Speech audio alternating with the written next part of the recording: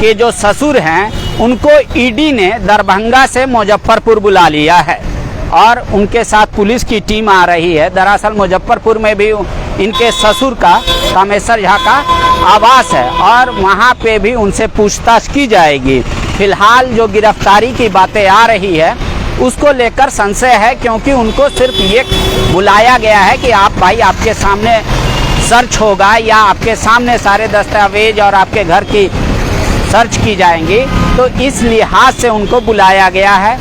एक कपड़ा दुकान का भी जिक्र आ रहा है कि उस कपड़ा दुकान जो इन्हीं के रिलेटिव का है, वहाँ पे भी ईडी की टीम छानबीन कर रही है।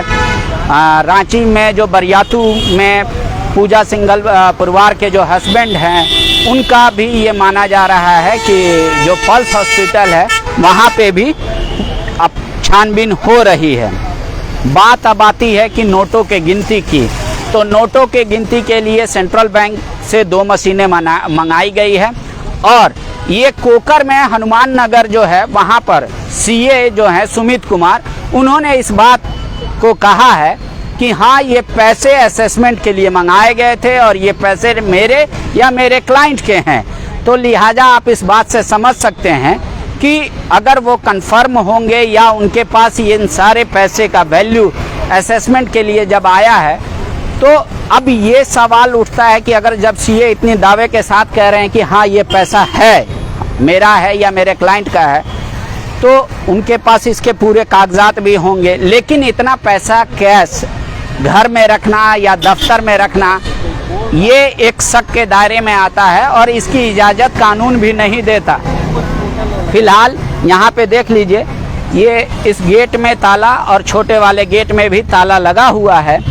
वजह इस बात को लेकर है कि यहाँ पे केंद्रीय सुरक्षा बल सीआरपीएफ के तमाम लोग आए हैं और ताला बंद करके अंदर जो है ईडी की टीम लगातार छापेमारी कर रही है और लगभग आप समझ लीजिए कि 11 घंटे अभी तक बीत चुके हैं और 11 घंटे से लगातार ये छानबीन कार्रवाई जारी है। ईडी मीडिया के सामने आकर क्या बताती है, क्या कुछ अरेस्ट हुआ, क्या कुछ जब्त किया गया, किन से पूछताछ की गई, किन फाइल किन डॉक्यूमेंट्स की जांच की गई, कितना पैसा ले जाएगी या कौन सा, तभी वो आधिकारिक तौर पे पता चलाएगा। लेकिन अभी तक जो मीडिया रिपोर्ट के अनुसार यही है कि 17 से 25 करोड़ तक की बात आ रही है कि कैश बरामदगी की गई है। लेकिन सुमित कुमार जो सीए हैं उन्होंने एक चैनल से बात करते हुए भी उस बात को एडमिट किया कि हाँ ये सारे पैसे मेरे हैं।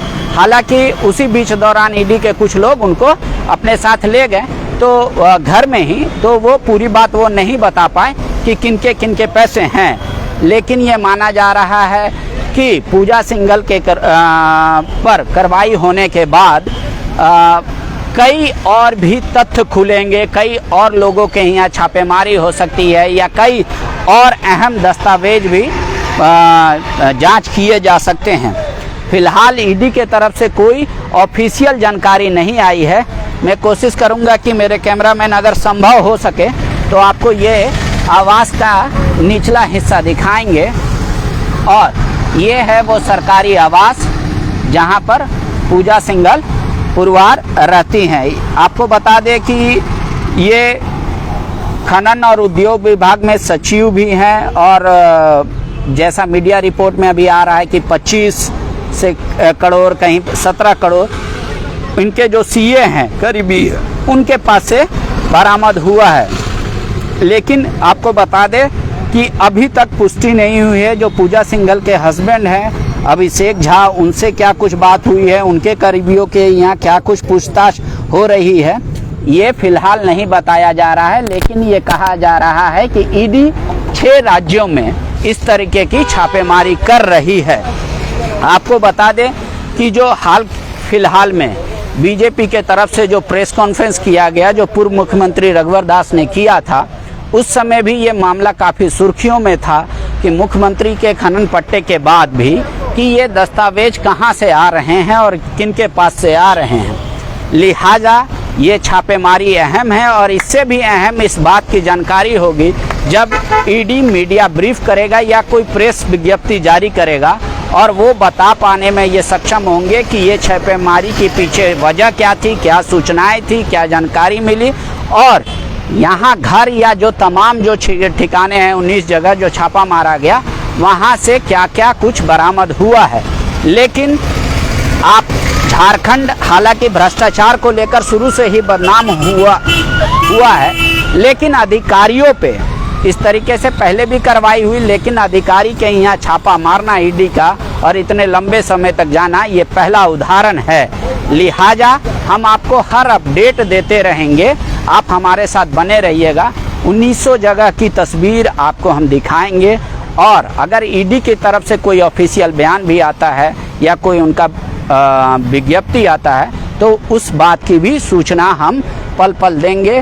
फिलहाल ईडी इस गेट के अंदर है, पूजा सिंघल इस गेट के अंदर हैं और हम बाहर हैं और तमाम जो यहाँ पत्रकार हैं वो भी बाहर डटे हुए। 11 घंटे से अधिक कार्रवाई हो गई, अभी चल रहा है और कितना आगे तक चलेगा ये बता पाना मुश्किल होगा। शुक्रिया।